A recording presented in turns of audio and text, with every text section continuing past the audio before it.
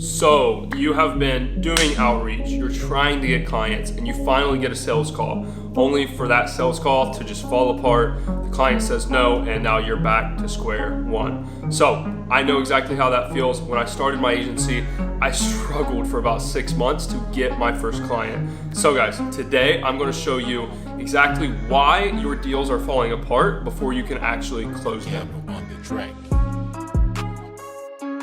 So when a deal falls apart, it sucks. There's no way around that, right?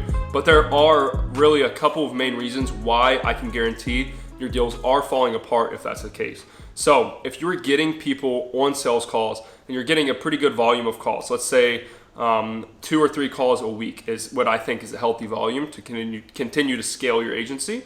If you're getting that, but you're not closing deals, there are a couple reasons why. One of the first reasons that your deals are probably falling apart before they close is number one, you're focusing on features and not benefits and outcomes. So I preach this all the time and it probably gets annoying, but when you guys are selling, whether you're writing copy, you're selling an ad, you're selling on a webinar, whatever it may be, when you are selling to another person or another human being, you need to focus on the outcome and not the features. What that means is, let's take a Nike ad, for example, like a Nike shoe ad.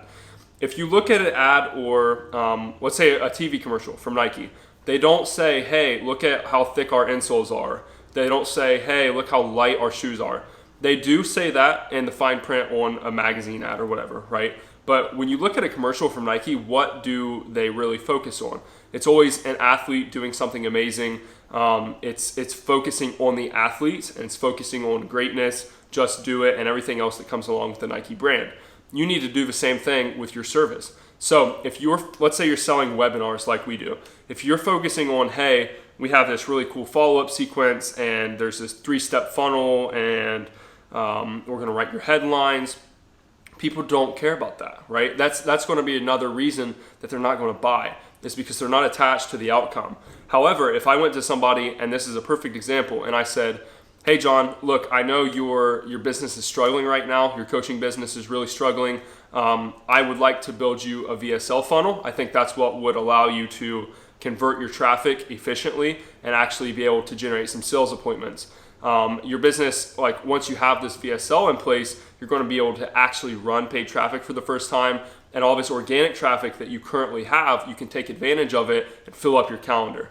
That is focusing on outcomes, not features. Instead of saying, hey, this VSL video is 4 steps and there's email series, whatever. I hope you guys get what I mean, because that is probably, I'm going to go on more reasons, but if you stopped watching the video right now, that's probably the biggest reason why your sales calls are falling apart. So guys, reason number 2 why your deals are probably falling apart, if they are falling apart, is you're not focusing on A to B. So you're probably wondering, what the hell is A to B? And A to B is an equation that I use to demonstrate current situation and desired situation. So any service that you sell should be the bridge between A to B. This is the most simplistic way to look at a service-based business, like an agency or selling an offer or coaching or anything like that. So A is where your clients or your prospects currently are. B is where they want to be. And that's the outcome or desire that I was talking about earlier and reason number 1. So during your sales call, the entire purpose of the call is to figure out what A is for your client, like what is their current situation? How much money are they making? What are their problems? What are they facing right now? What are they dealing with? And then figure out B, where they want to be. So what is their desired situation? What do they want their business to look like? What do they want their life to look like? How will their business changing and improving and solving this problem improve their business and their life? That's the things that you need to focus on when we sell outcomes. But in order to do that, you need to understand A and B. Your service is the bridge. So if you're not focusing on that on your sales calls, you're not going to put the connection together in your client's head. You need to emphasize, and you don't say this directly, right? This is more of you have to master this through sales. You ask questions, they ask you questions, and eventually you lead them to understanding, oh wow, this service is the solution to my problems.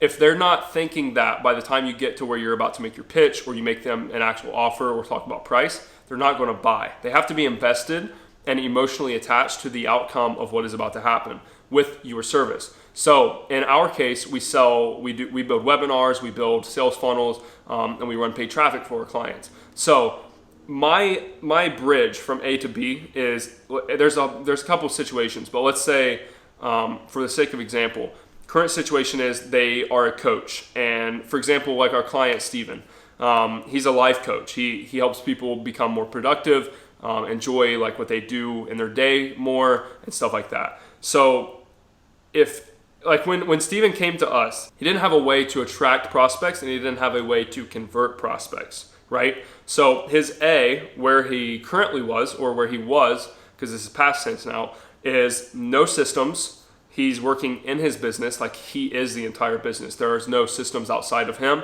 It's just what he does every day, and that is equal to the success of what happens. And he doesn't have a way to convert people into leads or appointments or sales, right? So B, what would B look like for him in that case? So this is exactly what I sold him. The B that I sold him, the outcome was, hey, Steven, we're going to build this beautiful VSL funnel for you. It's going to allow you to, first off, attract people with organic and paid advertising methods, and then convert those people. That's what the VSL does. They converts traffic into appointments that you can then turn into sales calls. So now he has infrastructure in his business. He has something to actually build on and that will work 24/7 while he's asleep. And that's the outcome I sold him, and it was worth $10,000 to him. So we closed him for 10K. So if your guys' deals are falling apart, that's probably why. You're not getting them emotionally attached to A and B. Your service is the bridge between the two. B is where they want to be. A is where they are. You need to show them. You need to be like the prophet to show them, hey, you're at A right now. My service and what we're going to help you with is going to get you to B. And reason number 3 why your deals are probably falling apart is you don't know how to handle objections, okay? So the objections are super common, and it's not like a super tactical thing that you have to learn in this situation and this. It's very straightforward, okay? So when you talk about objections, first off, what is an objection? An objection is on a sales call, what is between them buying and them not buying? Like what is that in between that's keeping them from purchasing or working with you? So that could be price. That could be, hey, I need to speak to my wife/partner. That could be they just don't trust you, or the service. That could be they're unsure of themselves or the value that they currently have within their business and what it could be. There's a million different objections. But how to handle nearly every single objection, if I'm to give you like a broad way to do so, is to accept them, agree with them, reframe them, and then ask them a question to get the answer that you want them to say. So let me give you an example. So let's say price is an objection, okay? So first off, you need to get to the bottom of, is price actually an objection? Like there's either two situations here. They either have the money and they don't think it's worth it, right? That's not really what we're worried about. That's easy to overcome. What is harder and nearly impossible is, hey, if my service is $10,000 and they only have $5,000, that's kind of tough unless you use credit cards, whatever. That's sort of a situation where you can't mess with math. You can mess with psychology and thought. You can't mess with math, okay? So first off, if price is an objection, let's say I make my offer of $10,000 to a client and they tell me, I can't do it, it's too expensive, okay? So I'm gonna get to the bottom and figure out what is the actual reason for that. It's those two that I just told you. Secondly, I'm gonna accept and agree with them. So I'm gonna say, yeah, John, I totally agree with you. 10K is a lot of money, but so that is my accepting, I'm agreeing with them. I'm not saying, oh, you're completely wrong, it's not a lot of money.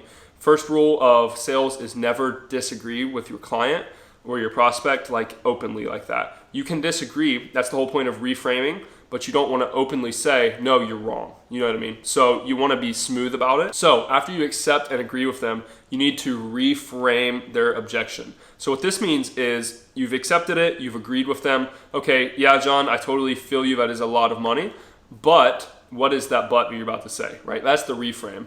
So the reframe is, let's say we did get to the bottom of the problem and it's not an actual sum of money, it's more so of them feeling sure enough about it, right? Which is easy to get over. So what I would then say is, yeah, John, 10K is a lot of money. However, when we make our clients $30,000 within the first week of working with them, it really isn't a lot when you think of it in terms like that. So that's one way of reframing that. And I would also go a step further. I would also reframe that and say, yeah, John, 10K is a lot of money, But you're telling me all these problems in your business and what we're talking about on the sales call.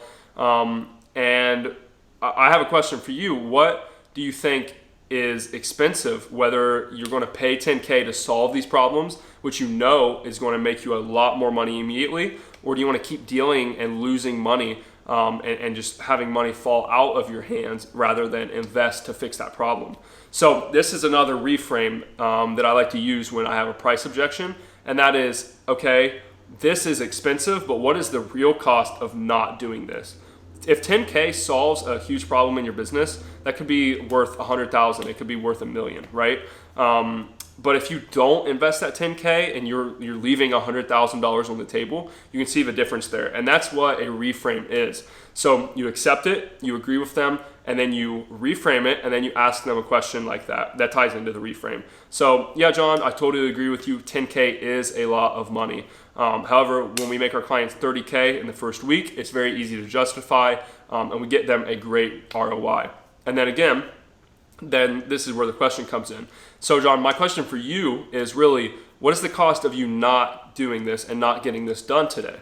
I mean, you told me yourself, you're currently doing 10,000 a month, and you really believe you should be at 100K with what you have as far as your product, but you're missing this piece of your business. So my question to you again is what is this costing you by not investing in your business and getting this problem solved? If you can handle objections like that, you will close so many more deals, and it is so easy to close high ticket deals. I think high ticket is easier than lower ticket, to be honest, because the buyers are different and it's more straightforward. If you sell a good service and you believe in your offer, you should feel bad if they don't purchase. And that handling objections is easy that way. So guys, this should be a very quick video, but that is the 3 main reasons why I can guarantee your sales calls are falling apart right before you get that yes, or right before you close that new client, okay? So apply these to your business and make sure you practice them. Sales is not a skill that you master like that. It takes a lot of practice. You have to get reps in the same way you go do reps at the gym or reps in sports or whatever. So if you guys like this video, please give it a thumbs up. Make sure you subscribe below, and I'll see you guys next week. Peace.